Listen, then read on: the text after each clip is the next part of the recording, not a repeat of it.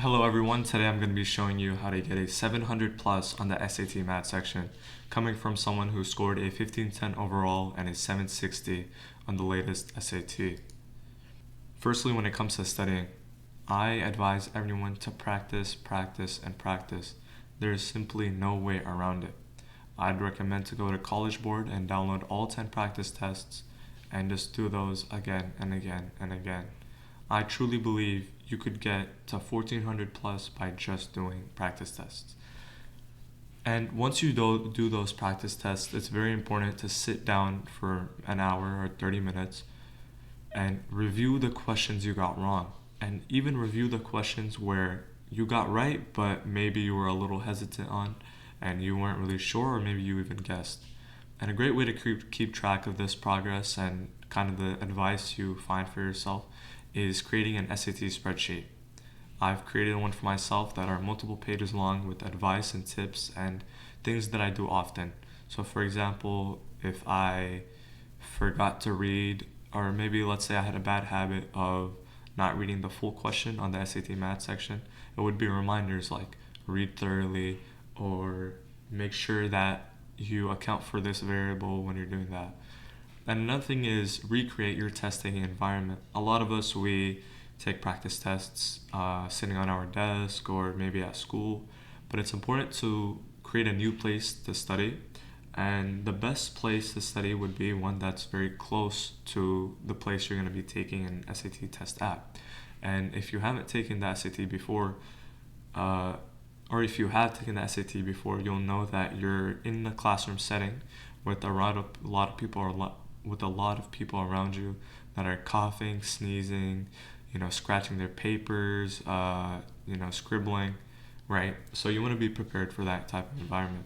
Another thing that has helped me immensely is not changing my schedule. So a lot of us, for example, we may not drink coffee regularly, but on the day of, we'll drink some coffee thinking that it will give us some newfound focus. But the problem is changing your schedule actually just makes you even more stressed and could cause anxiety and maybe even ruin your test.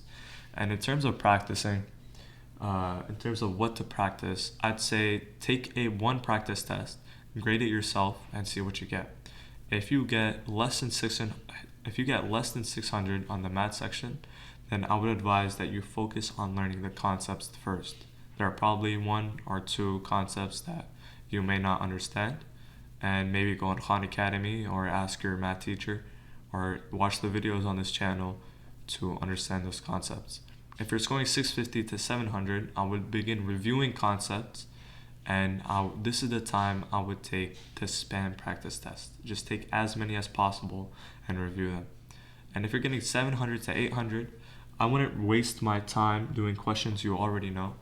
What I would do and what I did is skim through practice tests looking for questions that I'm guessing might be a little hard to solve or that I completely just don't understand.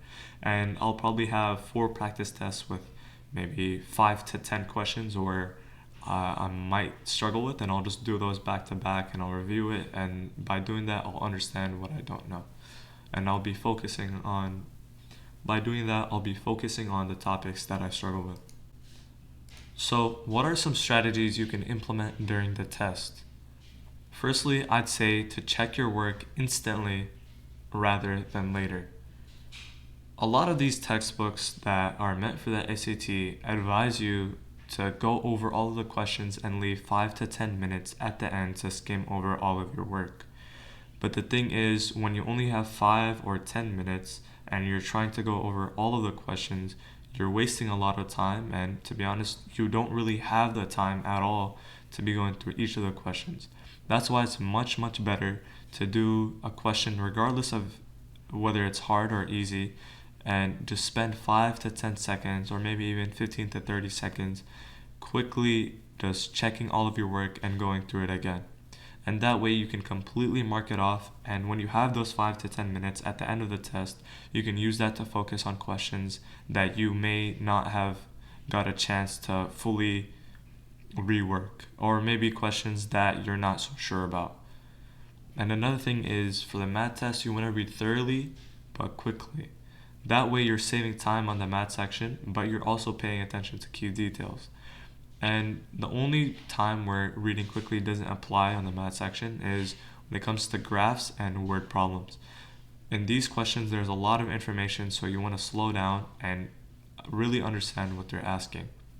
And that kind of leads me on to the next piece of advice is no matter how small or big or how easy or hard you think the question is, always underline exactly what they're asking. Often they'll give you an equation and you'll be solving for x, but they actually wanted 2x. And specifically for the calculator section, I'd say when, let's say, you encounter a new problem that you've never had before, and or maybe you encounter a problem where you don't really have a strategy for it and you're kind of struggling. Worst case scenario, you have a calculator, just plug and chug. Just plug the numbers in and get your answer. Alright, so some overall SAT advice. I cannot stress this part enough, but make sure you circle and underline everything. The only thing they'll be grading from is the answer sheet, so you have the booklet to scratch and scribble and put down anything that can make you sure of what the right answer is. Next is make sure you're reading quickly, but also make sure you're reading everything. Read every single answer choice and every single word in the question. Even, if you don't think it's important, make sure you're not skimming over anything. Next is to excite yourself before each section. This is something I do to keep my mind fresh and to prevent mental fatigue. I just excite myself before every section and it helps me stay on top of each question. Lastly, if, let's say, worst case scenario, you don't know what the question is, you don't have a strategy for it, right, and you can't plug and chug into your calculator, try to eliminate 3 other answer choices when you're stuck. Even eliminating 2 makes it a 50% chance, and you can just guess from there because you don't get minus points for guessing. Next is frequently asked questions. A lot of people ask, should I get a tutor? And to be honest, it really depends what you're scoring at. I'd say if you're under 650 and maybe you've tried many times to get that score up, I think possibly a tutor would be good for you. But if you're scoring 650 to 700 or even 750, you're basically almost already there.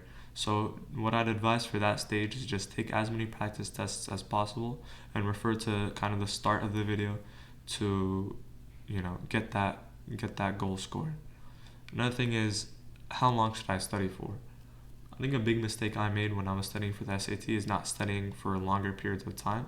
What I would do is take 1 or 2 weeks and just study like some crazy amount, maybe like 6 or 8 hours a day. But I would advise against that because it's not healthy.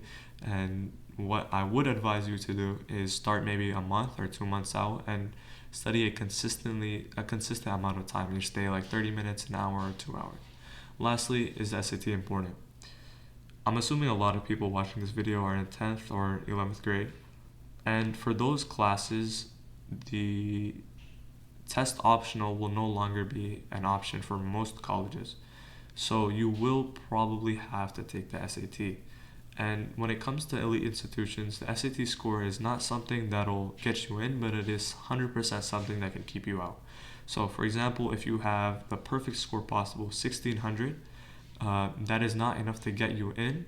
But if you had, let's say, a 1400 or a 1380, 1350, which is comparatively worse scores when it comes to elite institutions, that is 100% something that can keep you out. So basically you want to be past the threshold of maybe 1500s, and that is something that will make your application competitive. And let's say you're not applying to elite institution, you still want to have great scores so you can get scholarships at your state schools or your local colleges. And that's about it. So thank you so much.